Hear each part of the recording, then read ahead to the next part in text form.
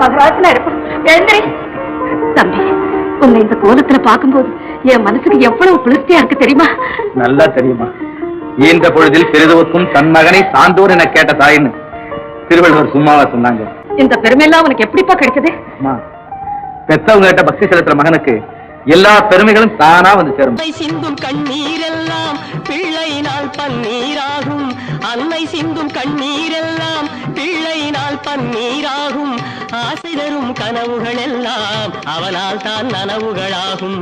ஆசை தரும் கனவுகள் எல்லாம் அவனால் தான் நனவுகளாகும். அன்று தொட்டு நீ நினைத்த எண்ணம் என்னம்மா, அதை இன்று தொட்டு நான் முடிக்கும் வண்ணம் பாரம்மா. வெற்றி மீது வெற்றி வந்து என்னை சேரும். அதை வாங்கி தந்த பெருமை எல்லாம் உன்னை சேரும்.